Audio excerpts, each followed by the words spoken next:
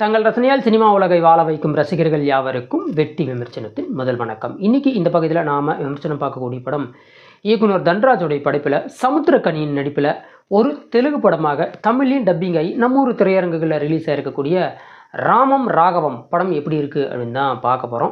இந்த விமர்சனம் பார்த்து முடிச்சோம். உங்களுக்கு பிடிச்சிருந்தா சின்னதாக ஒரு லைக் பண்ணுங்கள், ஃப்ரெண்ட்ஸ் அண்ட் ஃபேமிலிக்கு ஷேர் பண்ணுங்கள், மறக்காமல் நம்ம சேனலை சப்ஸ்கிரைப் பண்ணி தங்களின் மேலான கருத்துக்களை கமெண்ட்டில் சொல்லவும் மறந்துடாதீங்க. இப்போது இந்த படத்தோட கதைக்கு வந்தோம்னா, இந்த படத்தில் கதாநாயகன் தசரதராமன் கடலூரில் ஒரு நேர்மையான அரசு அதிகாரியாக இருக்கார். அவருக்கு ஒரு மகன் பிறக்கிறார். அந்த மகனுக்கு ராகவன் அப்படின்னு பேர் வச்சு மகனை ரொம்ப ஓவராக செல்லம் கொடுத்து வளர்த்துறாரு. பொதுவாக அதிகப்படியான செல்லம் கொடுத்தா பிள்ளைங்க எப்போவுமே உருப்பிடாமல் ஊர் பொறுக்கியாக ஊதாரியாக ஊர் சுற்றிக்கிட்டு இருக்கு இல்லையா? அதே மாதிரி தான் கதாநாயகன் எந்த நேரம் தண்ணி அடிக்கிறது, தம் அடிக்கிறது, ஊர் ஒம்பு இழுத்துக்கிட்டு எந்த நேரமும் பிரச்சனை பண்ணிக்கிட்டு இருக்குன்னு ஒரு ஏழ்றையாக மாறிடுறாரு. அப்படி இருந்தாலுமே மகன் மேலே அப்பனுக்கு கொஞ்சம் கூட பாசம் குறைய மாட்டேங்குது. ஒரு கட்டத்தில் தன் மகன் உருப்பிடணும் அப்படிங்கிறதுக்காக ஒரு பெட்ரோல் பங்க்கில் வேலை வாங்கி தர்றாரு. அந்த இடத்துலையும் அவர் ஒரு பிரச்சனை பண்ணி மாட்டிக்கிறாரு. அது மட்டும் இல்லாமல் வில்லன் கூட சேர்ந்து அப்பாவுடைய கையெழுத்து மாதிரி ஒரு கையெழுத்து போட்டு ஒரு பிரச்சனையில் அப்பாவை மாட்டி விட்டுறாரு. இதுக்கப்புறம் இது யார் அப்படின்னு தெரிஞ்ச பிறகு சமுத்திரக்கனி வந்து அவரை போலீஸில் மாட்டி விட்டு அரெஸ்ட் பண்ணி உள்ளே போயிடுறாரு. இதுக்கப்புறம் மகனுக்கு அப்பா மேலே பகை உண்டாயிருது. எங்கள் அப்பனை நான் கொல்லணும், எங்கள் அப்பனோட கையெழுத்துக்கு இவ்வளோ மவுசு இருக்கும்போது அவனை கொண்டுட்டு வாரிசு பதவியில் நான் அந்த இடத்துக்கு வரணும் அப்படின்னு முயற்சி பண்ணுறாரு. ஒன்ஸ் பேர் போட்டாலே கவர்மெண்ட் ஜாப் கிடைக்காது, இருந்தாலும் சரி கேனத்தனமான ஒரு டாப்பிக்காக இருந்தாலுமே இதுக்கப்புறம் அப்பா மகன் சண்டை என்னதான் ஆச்சு? அப்பா மகன் ஒன்றா சேர்ந்தாங்களா? அப்போ மகனை திருத்துறாரா, இல்லை மகன் அப்பனை போட்டு தள்ளிடுறாரா? இந்த கதை தான். இந்த படத்தினுடைய ப்ளஸ் அண்ட் மைனஸ் அப்படின்னு பார்த்தோம்னா, கண்டிப்பாக ஃபர்ஸ்ட் ஹாஃப் வரைக்குமே படம் பார்க்குறதுக்கு ஓரளவுக்கு நல்லா இருந்தது. அதுவும் சுருக்கமாக சொல்லப்போனால் சமுத்திரக்கனியோட நடிப்பு வேறு லெவல். அப்பா கதாபாத்திரம் அப்படின்னால அது அவர் தான், அவருக்கு நிகராக வேறு யாரும் நடிக்க முடியாது அப்படிங்கிறத தமிழில் மட்டும் இல்லை தெலுங்குலையும் அவர் ஓரளவுக்கு நிரூபிச்சிருக்காரு.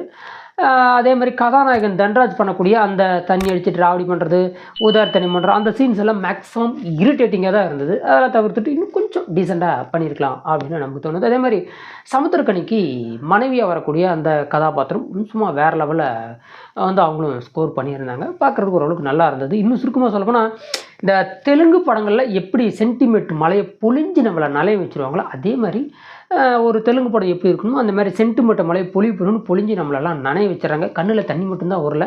அந்த அளவுக்கு கொடுமையான விஷயங்களும் படத்தில் இருக்கத்தான் செஞ்சது.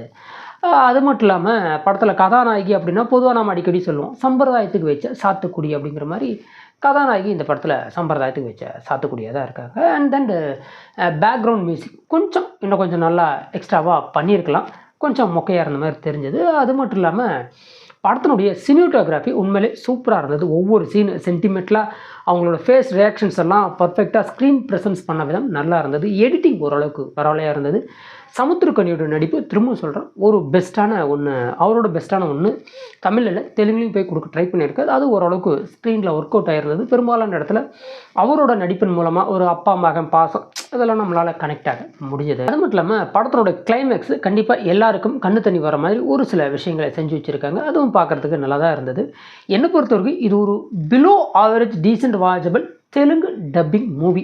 நீங்கள் இந்த படத்தை ஃப்ரீயாக இருந்து தேட்டரில் போய் பார்த்தாலும் சரி, இல்லை ஓடிடிக்கு வந்த பிறகு அங்கே பார்த்துக்கிட்டாலும் சரி, இந்த படம் பெரிய ப்ளஸ் பாயிண்ட் என்னென்னா, இந்த மாதிரி சாதாரண லோ பட்ஜெட் தெலுங்கு படம் தமிழ் டப்பிங்கில் வந்தது அப்படின்னு கூட நாம் சொல்லலாம்.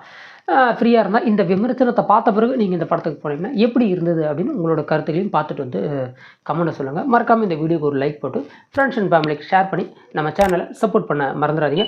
மற்றும் ஒரு சிறந்த விமர்சனத்துடன் தங்களை சந்திக்கும் வரை தங்களிடமிருந்து நன்றி கூறி விடை பெறுவது வெட்டி விமர்சனம். வெல்க தமிழ்.